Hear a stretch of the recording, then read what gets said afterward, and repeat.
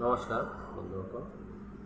আজি NDA মানে BJP যিটো মোদী চৰকাৰ, NDA চৰকাৰ, আজি NDA চৰকাৰে তেওঁলোকৰ অধ্যক্ষ নিৰ্বাচনত জিকি তেওঁলোকৰ শক্তি প্ৰদৰ্শন কৰিলে, তেওঁলোকৰ শক্তি দেখুৱালে। কিন্তু আগৰ পৰা ভাবি থকা হৈছিল NDA অধ্যক্ষ নিৰ্বাচনত জিকিব।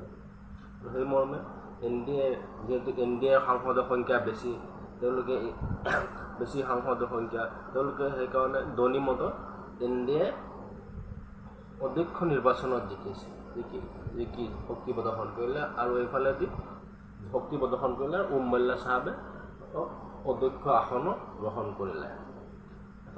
আনফালে ৰাহুল গান্ধীয়ে বিৰোধী দলৰ দলপতি, লিডাৰ অফ অপজিশ্যন যিটো LOP কয়, সেইটো পদত প্ৰতিষ্ঠিত হ'ল বা গ্ৰহণ কৰিলে। বিৰোধী ইণ্ডিয়া গঠবন্ধনত থকা 37টা সৰু ডাঙৰ 34টা দলৰ তেওঁলোকৰ সহমতত ৰাহুল গান্ধীজীক বিৰোধী দলপতি, সংসদৰ বিৰোধী দলপতি পদত নিৰ্বাচিত কৰা হৈছে।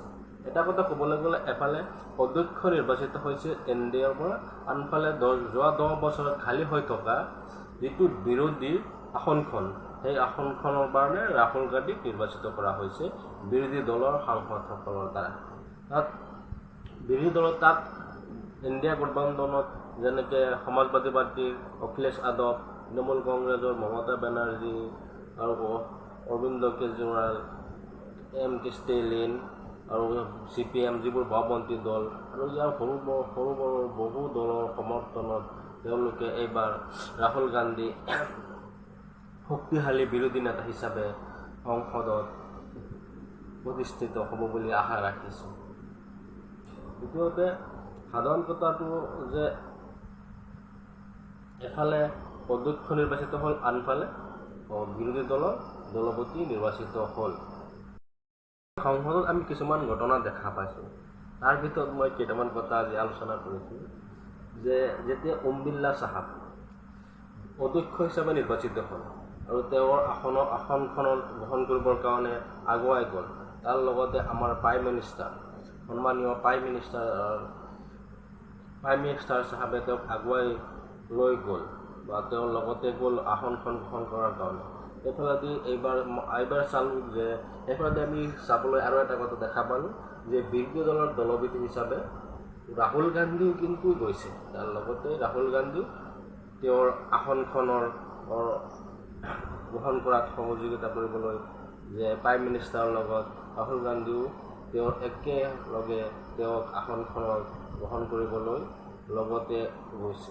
এটা সুন্দৰ পৰিৱেশ দেখা পাইছোঁ। সেইটোৰ পৰা ক'ব পাৰোঁ এইবাৰ বিৰোধী কিন্তু ষ্ট্ৰং আছে সদনৰ ভিতৰত। আজি আমি সদনত আৰু এটা কথা লক্ষ্য কৰিছোঁ যে আজিলৈকে বিজেপিয়ে বাৰ এটা কথা কৈ থাকে যে ইণ্ডিয়া গঠবন্ধনৰ নেতা কোন হয় ইণ্ডিয়া গঠবন্ধনৰ নেতা।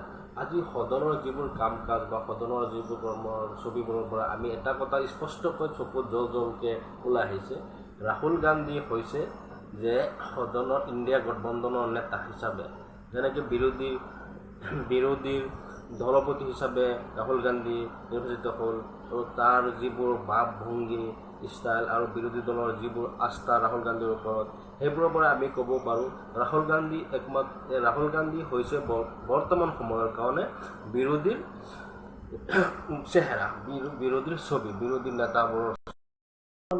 আজি আৰু কিছুমান বস্তু দেখা পালোঁ ৰাহুল গান্ধীৰ লগত যে তেখেতে আজি সংসদীয় ৰাজনীতিকৰ 20 বছৰ পিছত তেখেতক আমি কিবা সংসদীয় পদ গ্ৰহণ কৰা দেখা পালোঁ।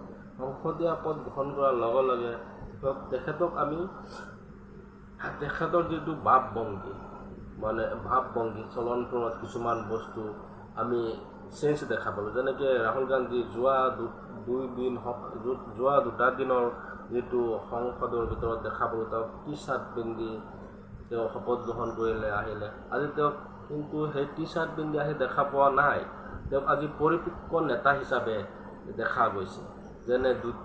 যেনে পায়জামা আৰু কুৰ্তা পিন্ধিহে আহিছে, তেওঁ কুৰ্তা পায়জামা পিন্ধি আহিছে পৰিপক্ক নেতা হিচাপে। আৰু তেওঁৰ ভাৱ ভংগীবোৰৰ পৰা ক'ব পাৰোঁ তেখেত এজন মানে মজবুত নেতা হিচাপে দেখা দিছে।